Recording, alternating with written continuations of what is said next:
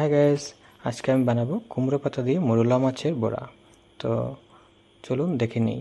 প্রথমে আমি কুমড়ো পাতাকে ভালো করে ধুয়ে মুছে নিলাম যাতে ময়লা না থাকে।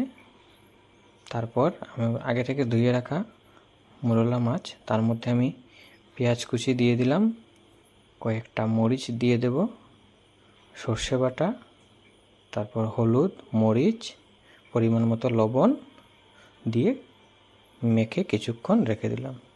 এদিকে কুমড়ো পাতাকে একটু সিদ্ধ দিয়ে দেব যাতে নরম থাকে। তারপর সিদ্ধ হয়ে গেলে নামিয়ে নেব। নামানোর পর পাতাকে ভালো করে দুটো বিছিয়ে তার উপরে আমার আগে থেকে বানিয়ে রাখা মোরলা মাছকে তার উপর বিছিয়ে কুমড়ো পাতাকে মুড়ে দেব। মুড়ে দেওয়ার পর হালকা করে সুতো দিয়ে বেঁধে দেব যাতে মাছগুলো বের না হয়। তারপর ভাজা হয়ে গেলে